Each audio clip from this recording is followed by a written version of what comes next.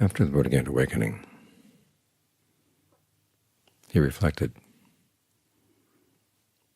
that people who live without something or someone to respect live in misery.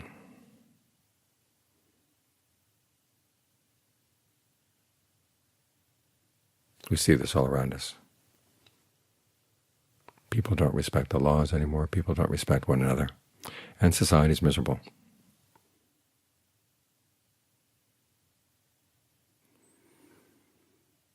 But the Buddha reflected further.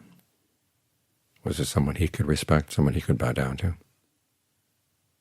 And realized there was nobody he could, because after all he was fully awakened. No one else was nearly there. And then he decided to respect the Dhamma that he had found,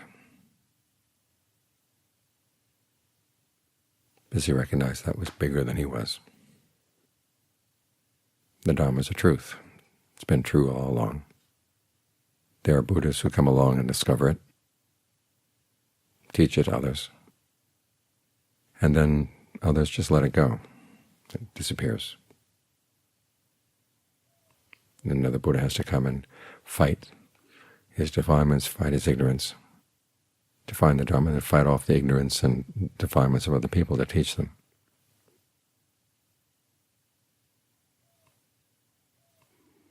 But the Dhamma is always there. It's always true. So we should think about that. What does it mean to respect the Dhamma? Because if the Buddha respected the Dhamma and we respect him, we should have respect all around. He talks about having respect for the training. There's virtue, concentration, discernment.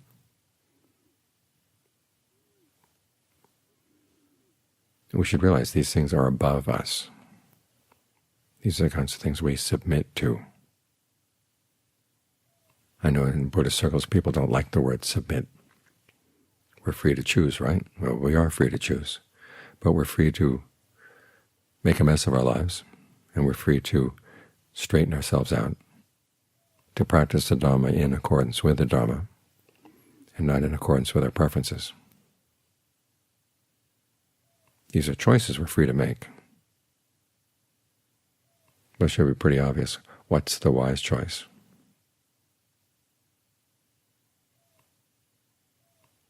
And so we learn all the ins and outs of the triple training and try to have respect for them. And it's a way of showing respect for ourselves, because after all, the Dhamma is there to teach us how to find true happiness, how to stop creating the mess in our lives that we've been creating,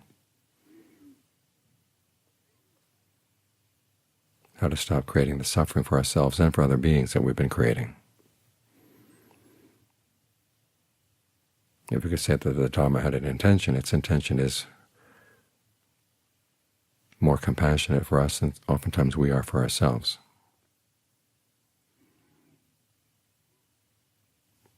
So we should take it seriously.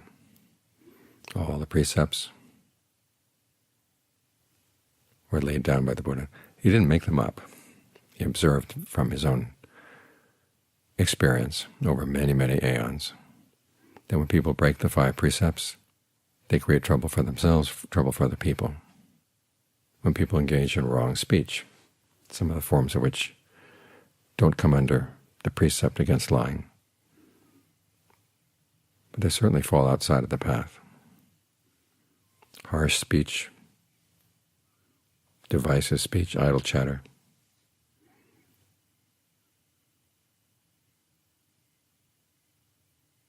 The Buddha was very particular about speech. If you look through the Jataka tales, you'll see that the Buddha to be, as he's portrayed in those tales, will sometimes break the precepts, except for one. Never breaks the precept against lying. This is one of the reasons why he was able to find the truth, because he was very devoted to telling the truth. You start lying to yourself, lying to other people, and the truth gets harder and harder to find. In fact, of all the precepts, this is the one that he underscored the most. He said a person who feels no shame at telling a deliberate lie, there's no evil that person will not do. That person is empty of the qualities of a contemplative.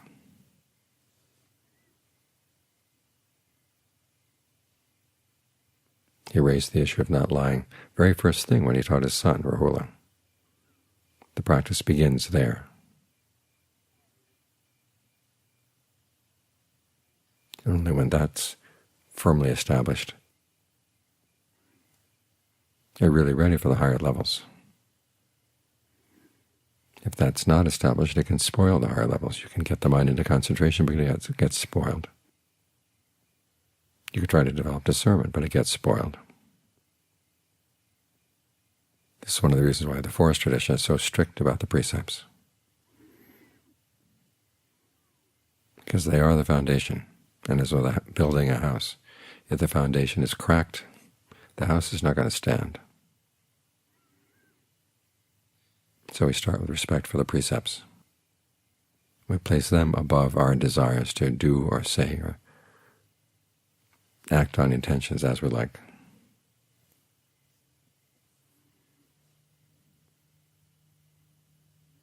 It's because we have that willingness to submit to the Dhamma that we're going to learn it. This goes on into concentration. As we live with one another, we go through the day. You have to remember that concentration is not something you do only when you sit here with your eyes closed or on your meditation path.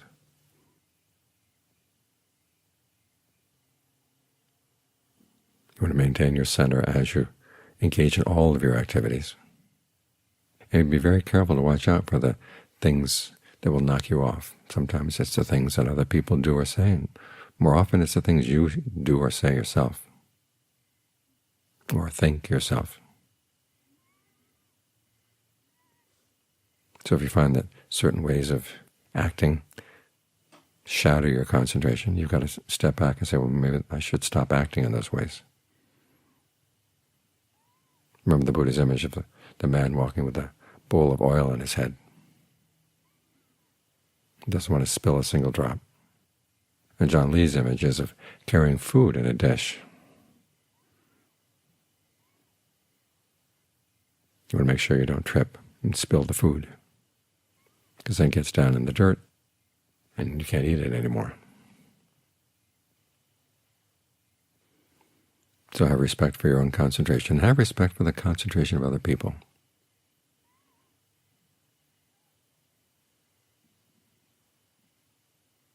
If you have issues with them, try to speak in a way that you're not shaking their concentration more than has to be shaken. The ways that you can talk with one another, and you can show respect, and that's the big issue, showing respect for others,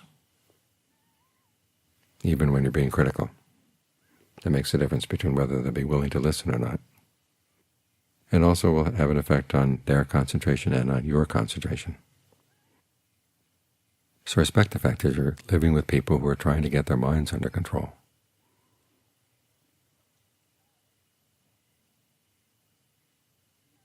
And you want to help. And there's respect for discernment. This is directly related. When you see that a certain type of behavior muddies the mind, you have to realize how are you going to get any discernment when you behave that way and the mind gets muddied. You have to behave in such a way that you can see things clearly. This relates both to the concentration and to the virtue. If you do things that are open, honest, and above board, then it's easier to remember them.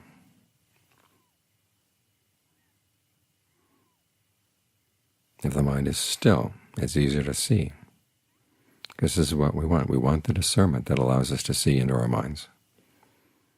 So the way we show respect for discernment is to make sure that the causes for discernment are in place.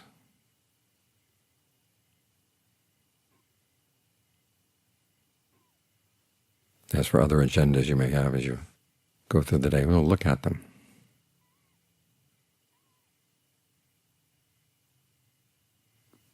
our agendas have to do with conceit, wanting to be respected by other people, getting upset when they don't respect us.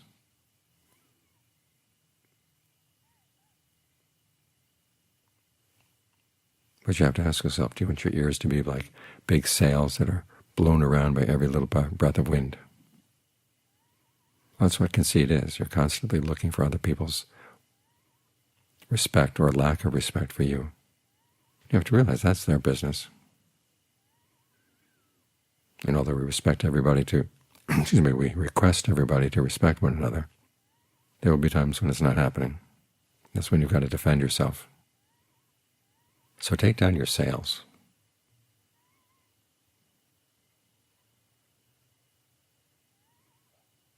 When something comes up, you ask yourself, what would be the wise way of responding to that, rather than just your old habitual way of responding.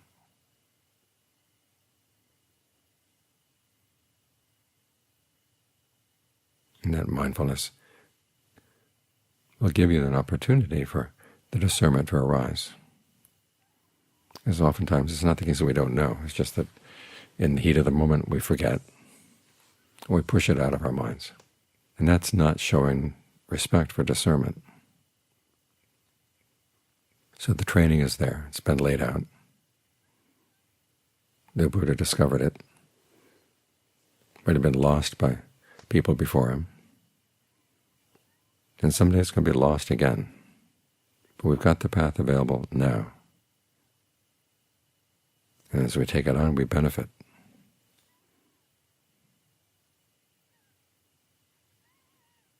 So you have to ask yourself, you're going to just stick with your old habits, your old ways of doing things, or you're going to submit your habits to another set of standards, a higher set of standards, a more well-established set of standards.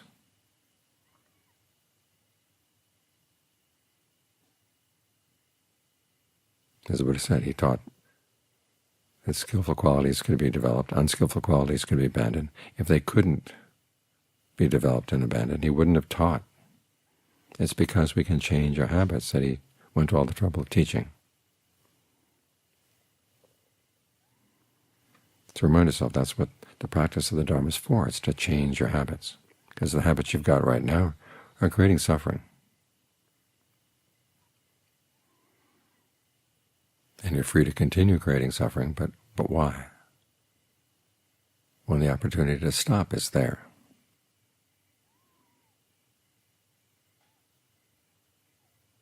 Sometimes the response to why is apathy.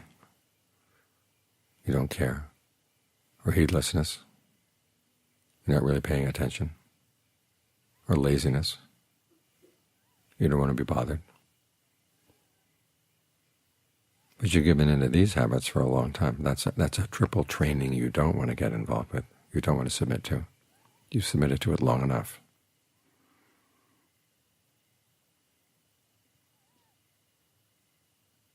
By submitting to virtue, the practice of concentration, the development of discernment, you offer yourself some better opportunities. The opening for those opportunities is here now. How much longer it will be open, who knows? But take advantage of it while you can.